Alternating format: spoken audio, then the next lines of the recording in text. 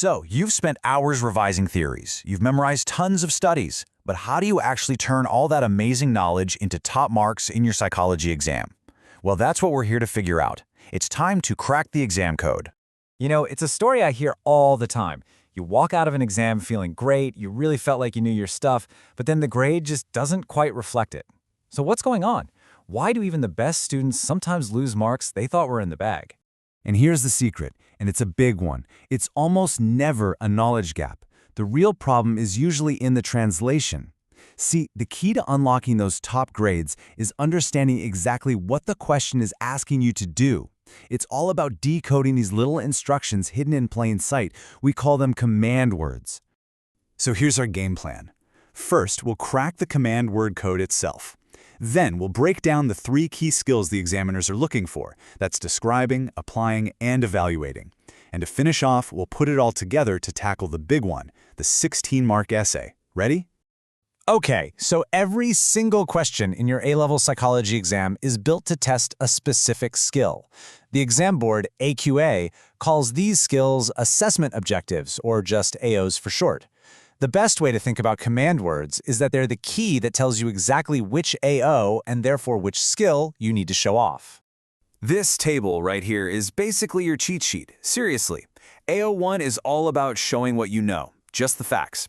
AO2 is about taking that knowledge and using it in a new situation. And AO3, well, that's the highest level. It's where you get to be the critic, making judgments and evaluating theories. Let's start with the foundation of any fantastic answer, AO1. This is where you prove to the examiner that you've put in the revision and you've got a really solid handle on the core psychological concepts. And yeah, the official AQA definition says it all. This is about showing what you know. So when you see command words pop up like outline, describe, or identify, the examiner is basically giving you a direct instruction. Just tell me the facts, make it clear, and make it accurate. That's it. So for a question like this, which you'd find in the attachment topic, you don't need to overthink it. You don't need to evaluate a single thing. You just need to state what Bowlby's internal working model is. It's that mental template for future relationships, and it's based on that first attachment. Simple, direct, and straight to the marks. All right, let's level up. Next up is AO2. It's not enough to just know the theory. You have to be able to use it. This is where you apply what you've learned to a very specific scenario, and usually it's one you've never seen before. AO2 is all about being a detective and making links.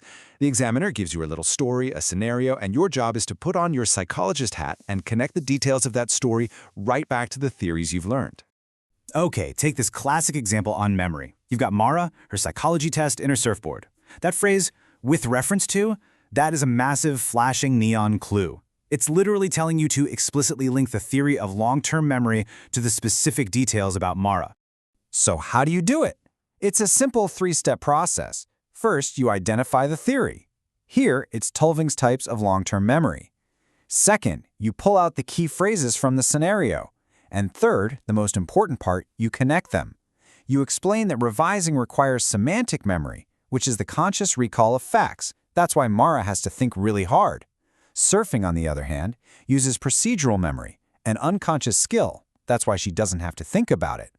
You've just used the scenario as evidence. Perfect. And now we arrive at AO3. Listen up, because this is where the top grades are really decided. It's your chance to move beyond just knowing and applying, and to start thinking and arguing like a real psychologist. This is all about critical thinking. When you see words like discuss, evaluate, or compare, you are being asked to weigh things up. You've got to consider strengths, weaknesses, supporting evidence, conflicting evidence, and maybe even alternative theories.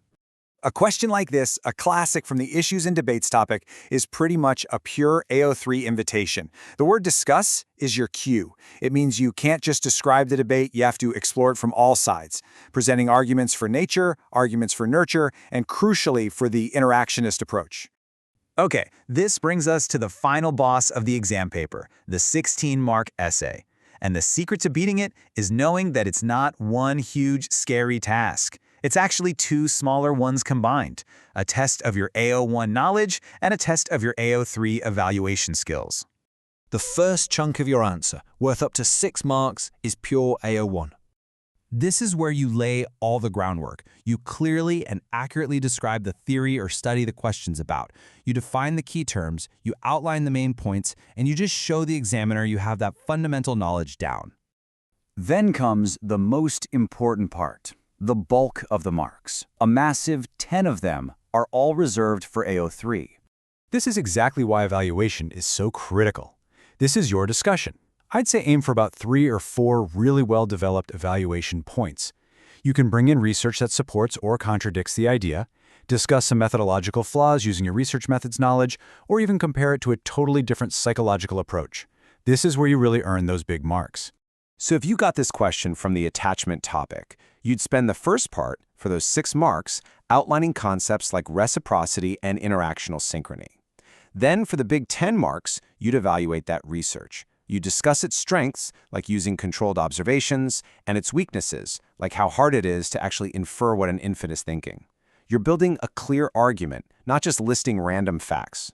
So if you take just one thing away from all this, please let it be this. Before you write a single word of your answer, stop. Find the command word in the question. That one little word is your instruction manual. It tells you whether you need to describe, apply, or evaluate, and it is the absolute key to giving the examiner exactly what they're looking for. You've seen how these command words link right to the assessment objectives and how they shape literally every question in the exam. You now have the keys to decode any question that gets thrown your way. So the only question left is, which one are you going to unlock first?